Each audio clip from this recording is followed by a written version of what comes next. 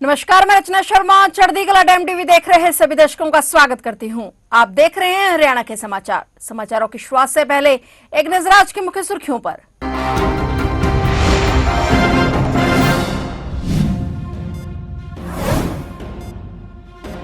हरियाणा राजस्थान के बीच जल समझौता, गृह मंत्री अमित शाह की मौजूदगी में एमओयू साइन, जल संकट कम करने की दिशा में बड़ा कदम। हरियाणा में 1 जुलाई से नया नियम लागू, बिना पोल्यूशन सर्टिफिकेट के नहीं मिलेगा पेट्रोल डीजल, वायु प्रदूषण को नियंत्रित करने में जुटी सरकार।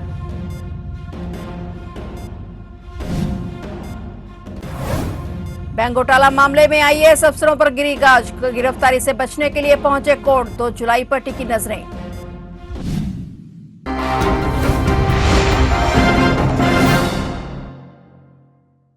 और अब समाचार विस्तार से।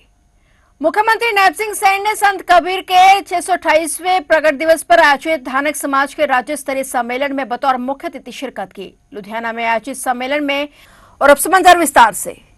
राजस्थान के लंबे समय से चले आ रहे जल संकट को लेकर बड़ा कदम उठाया गया है। केंद्रीय गृह मंत्री अमित शाह की मौजूदगी में राजस्थान और हरियाणा के बीच महत्वपूर्ण एमओयू पर हस्ताक्षर किए गए। इस समझौते के तहत दोनों राज्यों के बीच 33,379 क्यूसेक पानी उपलब्ध कराने पर सहमति बनी है। मुख्यमंत्री नैब सिंह सैनी और मुख्यमंत्री भजन लाल शर्मा के मौजूदगी में कर्तव्य भवन 3 में इस समझौते पर हस्ताक्षर किए गए। माना जा रहा है कि इस फैसले से खासतौर पर शेखावटी क्षेत्र के लाखों लोगों को बड़ी राहत मिलेगी। इस समझौते के बाद सीकर, चूरू और झुंझुनू जैसे लंबे समय से पानी की किल्लत झेल रहे जिलों को राहत मिलने की उम्मीद बढ़ गई है। सरकार का कहना है कि इस परियोजना पर करीब 3900 करोड़ रुपए खर्च किए जाएंगे। योजना पूरी होने के बाद पेयजल के साथ साथ सिंचाई के लिए भी पानी उपलब्ध करवाया जाएगा। जुलाई से अक्टूबर तक पानी की आपूर्ति का प्रावधान रखा गया है। लंबे समय से जिस इलाके में पानी सबसे बड़ी चिंता बना हुआ था, वहां अब हालात बदलने की उम्मीद दिखाई देने लगी है। समझौते के तहत मानसून के दौरान हरियाणा पाइपलाइन के जरिए राजस्थान को पानी भेजेगा। केंद्र सरकार ने समझौते को राज्य के बीच सहयोगात्मक संवाद का महत्वपूर्ण उदाहरण बताया है। माना जा रहा है कि इससे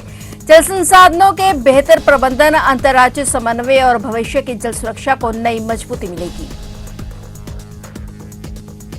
हरियाणा सरकार द्वारा वायु प्रदूषण पर नियंत्रण और वाहनों से होने वाले प्रदूषण को कम करने के उद्देश्य से 1 जुलाई से नया नियम लागू किया जा रहा है। इसके तहत प्रदेश के सभी पेट्रोल पंपों पर वाहन चालकों को पेट्रोल या डीजल भरवाने से पहले अपनी गाड़ी का वैध पोल्यूशन अंडर कंट्रोल सर्टिफिकेट दिखाना होगा। यदि वाहन चालक के पास पोल्यूशन सर्टिफिकेट नहीं होगा तो उसे ईंधन नहीं दिया जाएगा। नए नियम को लेकर लोगों की मिलीजुली लेकिन सकारात्मक प्रतिक्रिया सामने आई है। लोगों का कहना है कि सरकार का ये फैसला प्रदूषण को कम करने की दिशा में एक अच्छा कदम है। उनका मानना है कि इस नियम से वाहन मालिक समय समय पर अपनी गाड़ियों की जांच कराएंगे, जिससे प्रदूषण पर नियंत्रण लगाने में मदद मिलेगी। वहीं पेट्रोल पंप संचालकों का कहना है कि वे सरकार के निर्देशों का पूरी तरह से पालन करेंगे। उन्होंने बताया कि 1 जुलाई से पेट्रोल और डीजल केवल उन्हीं वाहनों को दिया जाएगा जिनके पास वैध पोल्यूशन सर्टिफिकेट होगा। बिना पीयूसी प्रमाण पत्र के किसी भी वाहन को ईंधन नहीं दिया जाएगा। सरकार का उद्देश्य इस व्यवस्था के माध्यम से अधिक वाहन मालिकों को पोल्यूशन सर्टिफिकेट बनवाने के लिए प्रेरित करना और पर्यावरण संरक्षण को बढ़ावा देना है। ऐसे में वाहन चालकों को सलाह दी जा रही है कि वे 1 जुलाई से पहले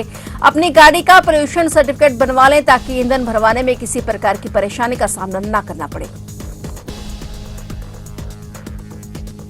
बैंक घोटाले में नाम आने के बाद निलंबित आईएएस अधिकारी प्रदीप कुमार ने गिरफ्तारी से बचने के लिए पंचकुला की अदालत में अग्रिम जमानत की याचिका दायर की है। इस मामले में अदालत 2 जुलाई को सुनवाई करेगी और सीबीआई से मामले की पूरी जानकारी भी मांगी गई है। सीबीआई के अनुसार प्रदीप कुमार जब हरियाणा राज्य प्रदूषण नियंत्रण बोर्ड में सदस्य सचिव थे, तब सरकारी धन के निवेश और बैंक खातों से जुड़े फैसलों में उनकी भूमिका की जाँच की जा रही है। जांच एजेंसी का आरोप है कि उनके कार्यकाल के दौरान आईडीएफसी बैंक के एक खाते से 169 करोड़ रुपए का गबन किया गया है। और सीबीआई का यह भी कहना है कि जांच के दौरान प्रदीप कुमार अपने गुरुग्राम स्थित घर पर नहीं मिले और उनका मोबाइल फोन भी बंद था। इस बैंक घोटाले में 8 आईएएस अधिकारी जांच के दायरे में हैं। इनमें से 2 को गिरफ्तार किया जा चुका है, जबकि एक फरार है। बाकी 5 अधिकारियों पर भी गिरफ्तारी का खतरा मंडरा रहा है। गिरफ्तारी से बचने के लिए कोर्ट पहुंचे आईएएस अफसरों की नजरें 2 जुलाई पर टिकी हुई हैं। कुरुक्षेत्र जिले के 2 कांग्रेस नेताओं को केंद्रीय नेताओं से मिलवाने और महत्वपूर्ण पद दिलाने का झांसा देकर खुद को सांसद राहुल गांधी का सचिव बताने वाले ने 10 लाख रुपए की चपत लगा दी। आरोपित ने व्हाट्सएप पर कॉल कर खुद को राहुल गांधी का सचिव कनिष्क सिंह बताया। उन्होंने एक महत्वपूर्ण जिम्मेदारी सौंपते हुए चंडीगढ़ में उत्तराखंड के नेताओं के लिए संगठन सृजन कार्यक्रम के तहत प्रशिक्षण शिविर आयोजित करवाने की बात कही। उनकी बातों में आए दोनों नेता चंडीगढ़ में आरोपित के बताए होटल में पहुंचे और 10 लाख रुपए सौंप दिए गए। अब उन्हें अपने साथ हुई इस ठगी का एहसास हुआ तो उन्होंने पुलिस अधीक्षक चंद्रमोहन को शिकायत सौंपी है और इसके बाद पुलिस जांच में खुलासा हुआ है कि ठगी करने वाले उत्तराखंड के देहरादून की जेल में बंद है और कांग्रेस का संगठन सृजन कार्यक्रम हरियाणा और उत्तराखंड के लिए कुरुक्षेत्र की पंजाबी धर्मशाला में आयोजित होना था और इसके बाद दोनों नेताओं ने बदनामी के डर से चुप्पी साध ली। अब पता चला है कि आरोपित उत्तराखंड में भी कई नेताओं का शिकार बना चुका है। थाना शहर प्रभारी नीलेश कुमार ने जब शिकायतकर्ताओं के बयान, व्हाट्सएप चैट, फोटो और अन्य दस्तावेजों की जांच की तो पता चला कि स्वयं को कनिष्क सिंह बताने वाला व्यक्ति पंजाब के अमृतसर के मजीठा रोड स्थित नेहरू कॉलोनी तुंगवाला का रहने वाला गौरव कुमार शर्मा और उर्फ गौरा है। फिलहाल वह उत्तराखंड के देहरादून के थाना राजपुर में दर्ज एक अन्य धोखाधड़ी के मामले में पहले से न्यायिक हिरासत में जेल में बंद है।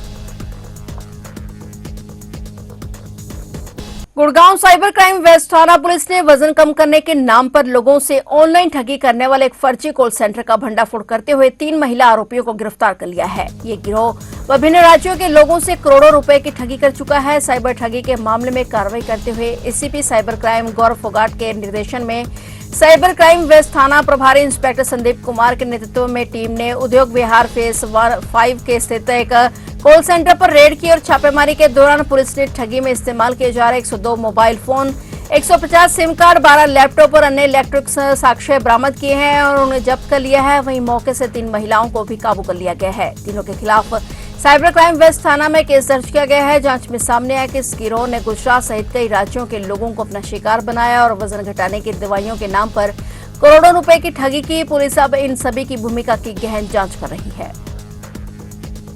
कल दिनांक 26 जून को cyber crime police station Surat Gujarat से एफआईआर नंबर 60 ऑफ 2026 की इन्वेस्टिगेशन के लिए इन्वेस्टिगेटिंग टीम प्लॉट नंबर 770 उद्योग विहार फेज 5 गुरुग्राम में पहुंची थी, जिनकी असिस्टेंस के लिए उद्योग विहार पुलिस स्टेशन की टीम व cyber crime police station west Gurugram की टीम उनकी असिस्टेंस के लिए गई थी।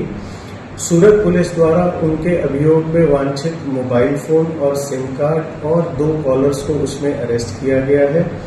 वहां पर इंस्पेक्शन के दौरान स्पैम नंबर्स की एक लिस्ट गुड़गांव पुलिस को मिली, जिसका I4C से रिकॉर्ड चेक कराया गया तो उनके ऊपर 6 कंप्लेंट्स ऑलरेडी रजिस्टर्ड हुई। इसके बेसिस पर cyber crime police station west द्वारा एफआईआर नंबर 202 ऑफ 26 रजिस्टर की गई।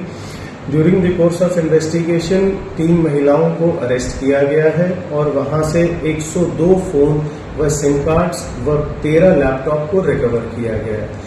इन्वेस्टिगेशन में अभी जो कॉल सेंटर के मालिक हैं और जो उनके साथ मैनेजर्स और उनके एसोसिएट्स हैं, उनकी अरेस्ट पेंडिंग है। वहां पर मौजूद और भी महिलाएं हैं जिनको नोटिस देकर आगे इन्वेस्टिगेशन ज्वाइन कराई जाएगी। हरियाणा के भिवानी में लेडी टीचर मनीषा के पिता संजय कुमार आमरण अनशन पर बैठ गए हैं। उन्हें डीसी ऑफिस में बैठना था, लेकिन पुलिस ने उन्हें रास्ते में ही कुंडल गांव के पास रोक लिया। पुलिस अधिकारियों ने उन्हें कहा कि उन्हें अनशन की अनुमति नहीं मिली है। अनशन पर जा रहे मनीषा के पिता संजय कुमार को पुलिस ने रास्ते में ही रोका, जबकि लघु सचिवालय के बाहर भी प्रदर्शनकारियों को हटाया गया। वहीं लघु सचिवालय के बाहर धरना देने पहुंचे विभिन्न संगठनों के सदस्यों, कांग्रेस शहरी अध्यक्ष प्रदीप जोगी को पुलिस ने लघु सचिवालय के बाहर धरना देने से मना किया और उन्हें लघु सचिवालय गेट से दूर Chaudhary Surendra Singh water conjunction park के पास छोड़ा, जहां विभिन्न संगठनों ने धरना देकर रोष जताया। प्रशासन ने पहले से स्थिति को देखते हुए व्यापक सुरक्षा व्यवस्था कर रखी थी और सुबह से क्षेत्र में चप्पे चप्पे पर भारी पुलिस बल तैनात कर दिया गया था। और वहीं हालात के मद्देनजर मनीषा के पिता संजय कुमार कुंडल गांव के पास सड़क पर ही बैठ गए। संजय कुमार के समर्थन में पहुंचे प्रदर्शनकारियों का कहना था कि जब तक मनीषा मौत मामले में निष्पक्ष जांच और दोषियों के खिलाफ सख्त कार्रवाई नहीं होती, तब तक उनका आंदोलन जारी रहेगा।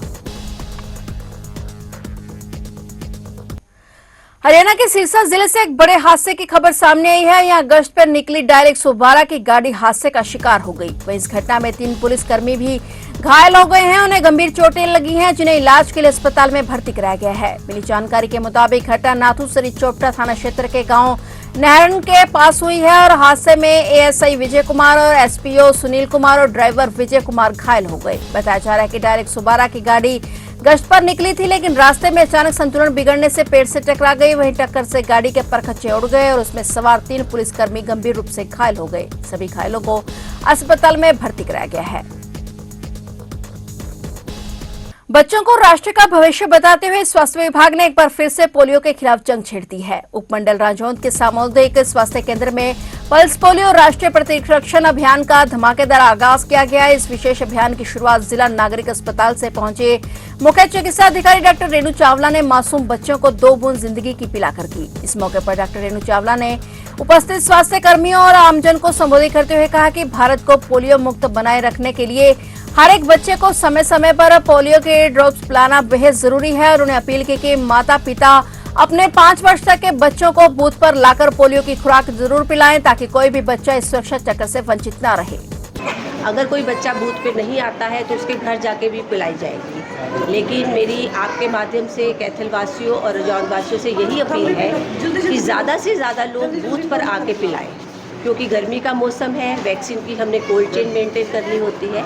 तो कोशिश ये रहे कि बूथ पे आके सभी बच्चे पिए, क्योंकि एक भी बच्चा छूटना नहीं चाहिए और हम चाहते हैं कि हमारा जो हरियाणा है वो और देश भी पोलियो मुक्त हो जाए। हरियाणा के मुख्यमंत्री नायब सिंह सैनी ने यमुनानगर जगाधरी क्षेत्र की 76 कॉलोनियों को फिर से नियमित किए जाने की घोषणा की है। मुख्यमंत्री की इस घोषणा का यमुनानगर के विधायक घनश्याम दास अरोड़ा ने जहां स्वागत किया, वहीं कांग्रेस के जिला शहरी अध्यक्ष देवेंद्र सिंह ने इसका विरोध करते हुए कहा कि 1996 में इस कॉलोनियों को नियमित किया गया था और फिर किसकी साजिश से इन्हें पोर्टल पर अवैध बताया गया, अनियमितता बताया गया, इनकी जांच होनी चाहिए। वहीं आम लोगों ने इस प्रयास के लिए यमुनानगर के विधायक घनश्याम दास अरोड़ा का धन्यवाद किया है। मुख्यमंत्री की इस घोषणा का यमुनानगर के विधायक घनश्याम दास अरोड़ा सहित विभिन्न सामाजिक और वेलफेयर संगठनों ने स्वागत किया है। लोगों का कहना है कि मुख्यमंत्री की इस घोषणा से इन कॉलोनियों में रुके हुए विकास कार्य हो सकेंगे और उन्हें फिर से अप्रूव्ड की श्रेणी में रखा जाएगा। ऐसे कि सबसे बड़ा विषय यमुनानगर जगाधरी नगर निगम के संबंध में लगभग 76 कॉलोनियां जो 1996 में अप्रूव हुई थी, वो कोई गलत शब्द प्रयोग होने के कारण वो 2022-23 में अनअप्रूव शो कर रहा है पोर्टल। तो उस विषय में मैंने विधानसभा में प्रश्न लगाया था और प्रश्न के उत्तर में सरकार ने ये कहा था कि हम इसका कोई ना कोई रास्ता निकालेंगे। तो अभी कैबिनेट की बैठक में एक प्रस्ताव पास करके उन्होंने नगर निगम के कमिश्नर को ये अधिकार दिया है, एक कमेटी बनाई है जिसमें मेयर का प्रतिनिधि भी रहेगा, इंजीनियरिंग विभाग के आदमी भी रहेंगे। वो उन कॉलोनियों की आउटर बाउंड्री तय करेंगे और वो बाउंड्री का प्रस्ताव तय करके सरकार को भेजेंगे और उसके ऊपर सरकार फिर निर्णय लेगी। इन प्रिंसिपल सरकार इस बात से सहमत है कि वो कॉलोनियां नियमित होनी चाहिए। तो सर, जिस तरीके से कॉलोनी अप्रूव थी, इसमें किसी की साजिश इंक्वायरी कराएंगे या कैसे हो गया ऐसे सर अप्रूव करना? ऐसा है कि वो कोई इंक्वायरी की बात नहीं है, वो कुछ खसरा नंबर का मामला था और जो बिल्डिंग बनी हुई थी वो अप्रूव कर दी गई थी, जबकि कॉलोनी अप्रूव होनी चाहिए थी। तो ये एक शब्द का इंटरप्रिटेशन 1996 में और बाद में जब पोर्टल लागू हुआ तो वो अलग अलग हो गई। उस अंतर को दूर करने के लिए सरकार कैबिनेट में ये विषय लाई थी और उन्होंने नगर निगम कमिश्नर की अध्यक्षता में एक कमेटी का गठन कर दिया है। वो कमेटी अब उस अंतर को दूर करे। मुख्यमंत्री जी ने अपनी बात मानी, धन्यवाद करते हैं। सारी दुनिया धन्यवाद कर रही है, मैं तो सबसे पहले धन्यवाद करने वाले हूँ। और माननीय मुख्यमंत्री जी विधायकों की बात का महत्व समझते हैं, क्योंकि विधायक धरातल से जुड़ा हुआ व्यक्ति होता है। फिलहाल हरियाणा के समाचारों में इतना ही, और नए समाचारों के साथ फिर से हाजिर होंगे। तब तक के लिए देखते रहिए चढ़ती कला टाइम टीवी और अब मुझे दीजिए इजाजत। धन्यवाद।